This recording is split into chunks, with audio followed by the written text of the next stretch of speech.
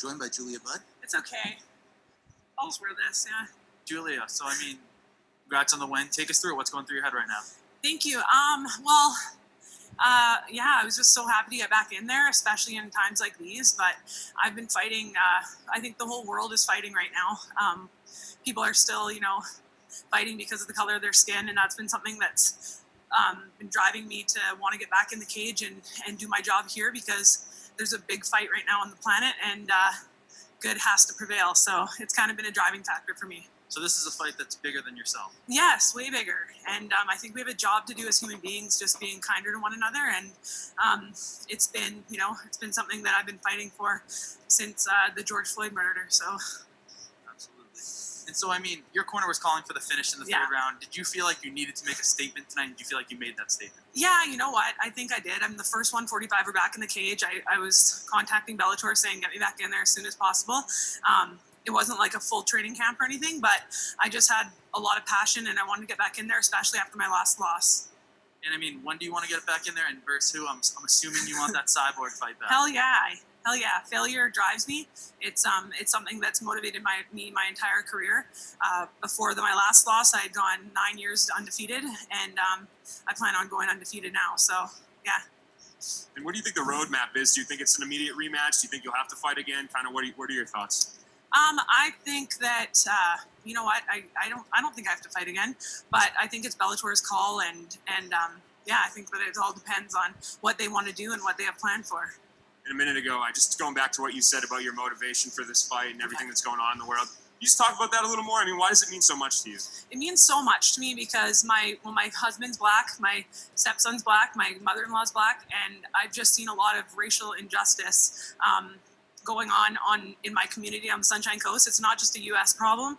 It's everywhere. We've got totem poles being vandalized on the Sunshine Coast, and it's just something that has been really pissing me off. And it's been a big motivating factor to get in there and be able to use my hands instead of my voice. So I wanted to get in there and fight. Yeah, absolutely. And your platform too. I'm assuming that's something going forward. You're gonna preach it. Hell yeah. And I hope it's it doesn't continue to be a problem, and I hope it disappears, but as long as I'm fighting, I'll be fighting for that as well. Awesome. Thank you. Thank you. All right, first question goes to Giancarlo Alina. Hi, Julia. Congrats on the win and getting back in the win column. Just what were your thoughts on Jessie Neely tonight as an opponent, and was there anything that surprised you? No, I knew how tough she was. I didn't take her lightly. I think that's I learned that lesson a long time ago in my Muay Thai career. When you take people lightly, it bites you in the butt. So I knew I'd studied her. I knew what she was, and I knew she was bringing it. I knew she had a point to prove, especially after missing weight yesterday. Hey, congrats on the great victory. One key question: the Tampa's watching tonight. Do you have a message for her? Are you coming back for the title? Absolutely, I'm coming back to the title. It's Bellator's call, but that's my goal,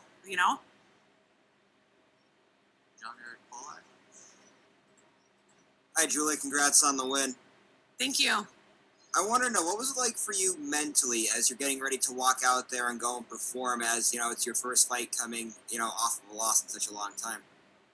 I felt really strong mentally. I felt really clear, and I knew what I wanted to do, which was get my hands raised. And I wanted to go out there and fight my heart out, and I feel like I did that tonight. So.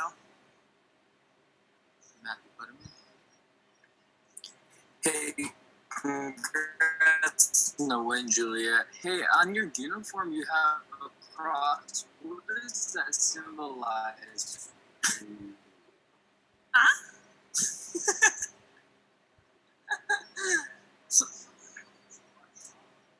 My cross? Yeah. Well, it symbolizes just fighting with the Holy Spirit and fighting the good fight. So it just reminds me to stay centered and not to get too angry or too riled up and too out of my zone. All right, last question comes from Randall Foltz. I have two questions. Before the Cyborg fight, you were 9 years without losing. You talked about it earlier. What does it mean to you to get back in the win column? It means a lot. You know what? I knew I was going to. I knew I was going to go out there and win. But, there's always risk, and it feels right. And now you've gone 4 rounds with Chris Cyborg. Yeah. What can you take from that fight that you could use in the rematch? A lot. I feel like I made a lot of little technical mistakes in that fight that cost me the big the loss. So I've just been studying the fight and seeing where I went wrong and just adjusting and growing, because that's what mixed martial arts is all about in the big picture. So Awesome, thank you.